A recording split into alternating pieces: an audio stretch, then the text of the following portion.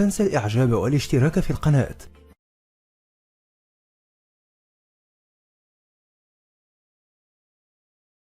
Question from the brothers mic in the center. My name is Rajesh. I work for an IT company. First, I would like to say Assalamu alaikum.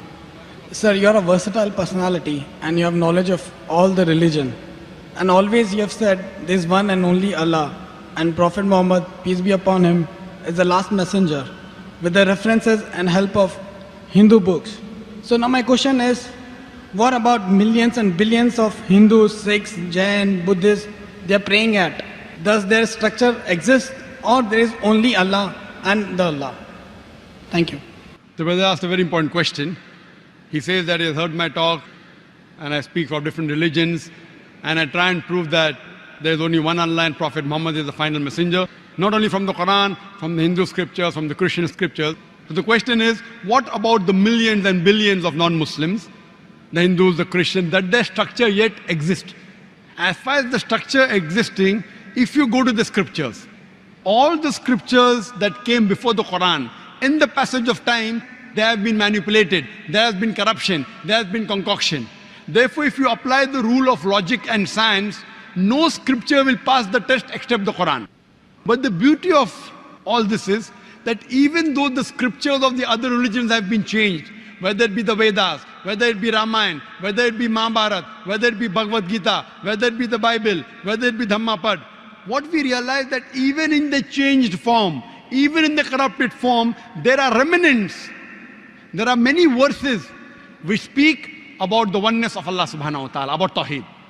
Even though the scriptures have got corrupted, there are parts which yet say that Prophet Muhammad is the last and final messenger. So what I say, that if they do research, and if they really want to be a good Christian, as Jesus Christ, peace be upon him, said, it's mentioned in the Gospel of John, chapter number 16, verse number 12 to 14. I have many things to say unto you, but ye cannot bear them now. For he, when the Spirit of truth shall come, he shall guide you unto all truth. He shall not speak of himself. All that here shall he say. He shall guide you to truth. He shall glorify me. So here Jesus Christ, peace be upon him, is telling his followers that there is a messenger to come, Prophet Muhammad. If I give you the message now, you will not be able to grasp it. When he comes, he will guide you to all truth. So if a Christian has to be a true Christian, he has to follow the teachings of Prophet Muhammad sallallahu alaihi wasallam. Same thing with the Hindus. There are many references of Muhammad sallallahu alaihi wasallam besides Tawheed. It talks about the Kalki Avatar, the final messenger to come, Prophet Muhammad sallallahu alaihi wasallam.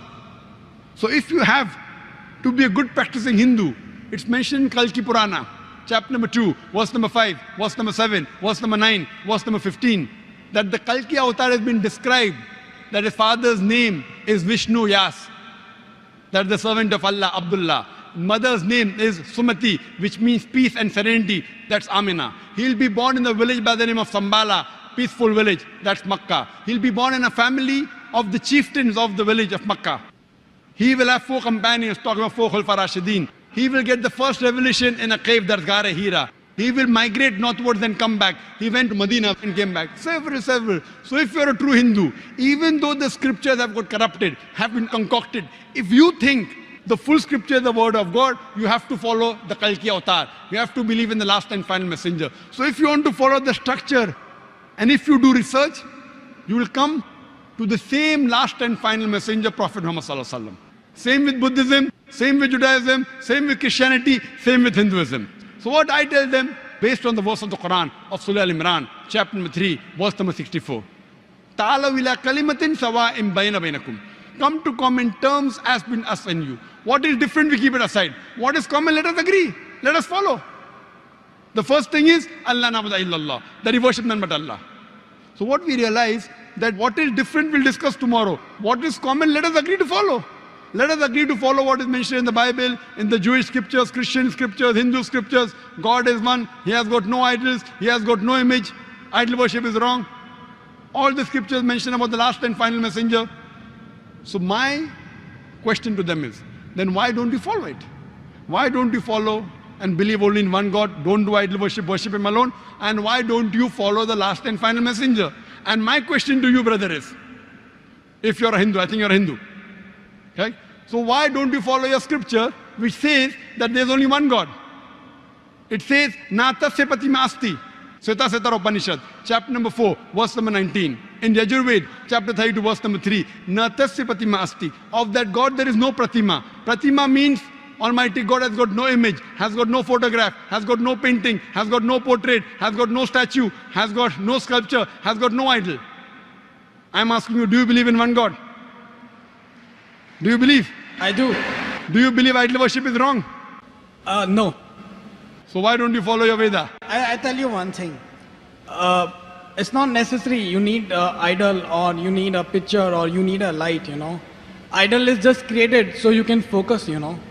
It's for few people, those who cannot focus, for them, I mean, there is an idol so that you can focus properly. Correct. This is what is said to me by the Pandits. They tell me, Dr. Zakir Naik, we have read the scripture, we agree with you totally. Idol worship is wrong. But what happened? Those who are initial, toddlers, in the early stage of life, you require idol to concentrate. When you reach higher consciousness, no idol is required. I tell them we Muslims have reached the higher consciousness. We don't require idol. This is the explanation given to you by a Pandit, not by a scripture.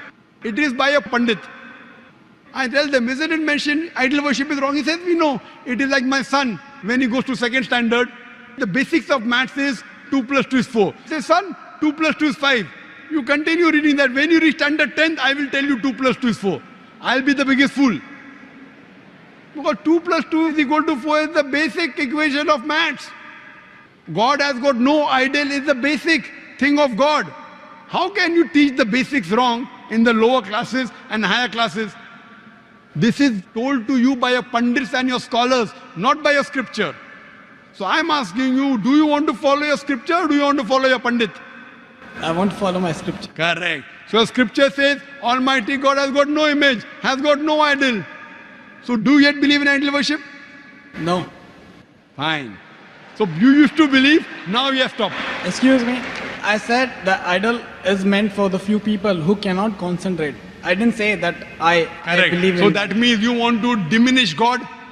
For example, brother, I'm asking you a question. Yes, you sir. are helping someone. What's your name? Rajesh. Rajesh. You are helping someone maybe in Sri Lanka. Every month you send him maybe 20,000 rupees, maybe 2,000 dirham for his education. He doesn't know who this Rajesh is. He says, who this Rajesh? I don't know. So what does he do? He takes a cockroach and every day in the morning he says, Rajesh, thank you. Rajesh, thank you. Will you like it? No. Will you like it? No. Arey, but he doesn't know how Rajesh looks. So he's making a cockroach out of Rajesh. You will tell him, if you don't know how I look, at least take my name, it is sufficient. Why are you making a cockroach out of me? Now God is so powerful, you want to make God into that small idol. If the idol falls, the idol breaks. The idol can't help himself, what will the idol help you? So what we say, don't belittle God, don't abuse God. If you don't know how he looks, only take his name. Why do you have to insult God? If he only says, Rajesh, thank you, without making a cockroach, you'll be more happy. And compared to you and us, we are human beings. God is, you cannot compare God. You cannot say he's million times more powerful. He is unlimited. You cannot compare God and human being. So how can you make God into an image and restrict him to an idol? It's insulting God. That's what the scriptures say. That he has got no pratima. You can give him attributes, but don't give him an image. Hindu scripture says that, Christian scripture says that, Quran says that. So now do you agree that even for concentration, making idol of God is wrong? Could be. Could be, not yet sure. Not yet sure, huh? Your scripture says don't make, your Pandit says make. So do you want to follow your Pandit or your scripture? The scriptures. And I'm giving you reference, I'm quoting in Sanskrit. If you don't know Sanskrit, open a dictionary, Pratima, you ask your Pandit. There's a person, joker looking person wearing a cap and a coat and a tie. He is quoting scripture, is it right? If you can't find the book, you can go to our center in Bombay IRF. We have all these scriptures. So I'm trying to get you closer to your scripture. So now you convinced that idol worship is wrong. See, my question was, what about millions and billions of people who are following Hinduism and Jainism, Brother, Buddhism? millions of Does billions. that exist or not? Okay, I agree with your thing. We should not do idol worship. But my question is, I mean, what about millions and billions? They have sentiments. They follow so much. So does that structure exist or it doesn't The exist? structure exists, but it is wrong structure. The structure what So they you teach- mean to say everybody should follow Allah? everyone should follow the Creator. See, But then, why don't you say mention Allah. only Allah? Why Because- can't we say God? Why can't we preach very- more about peace, love, Ve- humanity? Very good. Why don't Rather I, than we talk about Hinduism. why don't I say God? I'll come to it. We'll come one by one. One question at a time, no problem. My plane is early in the morning, so I can stay. Why not call God? You know why? Because God can be played around with. Allah cannot be played. If you add S to God, it becomes God's. There is nothing like plural Allah. Qul huwallahu ahad. Saying is Allah one and only. If I add D-E-S-S to God, it becomes goddess, female God. There's nothing like male Allah, female Allah. You cannot play mischief with the Arabic word Allah. You can play mischief with the English word God. If I add father to God, becomes Godfather. He's my Godfather, he's my guardian. There's nothing like Allah Abba or Allah Father in Islam. If you add mother to God, becomes Godmother. There's nothing like Allah Ammi or Allah Mother in Islam. Allah is a pure Arabic word. You cannot play mischief. Same way, Khuda. You can have Khudadar, Ishwar becomes Parmeshwar. All these words can be played around with. You show any other word which cannot be played around, I will use it, no problem. It should not go against the definition of Allah subhanahu wa ta'ala. I'm saying in Arabic, but when I speak to non-Muslims, I sometimes use God. Knowing very well that God is not the appropriate translation of Allah. But while translating even in Shahada, I'm using the word God. Knowing very well it is not the correct definition. You are talking about, what about the millions and billions of people? Do they have the structure right? Brother, millions will come later on. I am bothered about you first. I am bothered about Rajesh. The million people, God will tell me when you met Rajesh. Why didn't you speak to Rajesh? Million people will come to later on. Whether right or wrong. Fine, I am asking you, brother. I am bothered about you. I am concerned about you because I love you. Thank you, thank you. So I love you, therefore I am asking, are you convinced idol worship is wrong? Yeah, I did say yes. Yes, very good. Are you convinced that the last and final messenger is Prophet Muhammad, peace be upon him? According to your scripture. I don't have much knowledge, whatever. I mean, I listen more to you. I've read about your book. You listen more to me than your scriptures. No. I've read many scholars. I hear them, their cassettes, their videos. So I'm a little confused, I don't know whom to believe, whom not to believe. But there are millions and billions of people, So I don't know whether, I'm born in Hindu family. So it's very difficult to, to transform or to convert or to change. But I was just confused, because you always I've seen that with examples of Gita and our books, you try to prove that there is Allah and there is Prophet Muhammad, peace be upon him. So I was just confused. What about us then? What we are praying at? Are we praying wrong way or what? Or we just have to, follow you, what you say? Don't follow what I'm saying, follow what God is saying. In your scripture, there's something like Shashtang. You know Shashtang? Shashtang in Sanskrit means 8 parts of the body. So the right way to pray in Hinduism is touching the 8 parts of your body. In Islam, our beloved Prophet ﷺ said that when you do sujood, you touch your forehead, you touch your nose, you touch your 2 hands, your 2 knees and the 2 feet. 8 parts. In your Hindu scripture also, the real way to pray is Shashtang, touching the 8 parts of your body. Don't get confused. I am giving you from your scripture. I want to remove your confusion. I am asking when your pandits speak, tell them, go and check up. Don't just follow me blindly.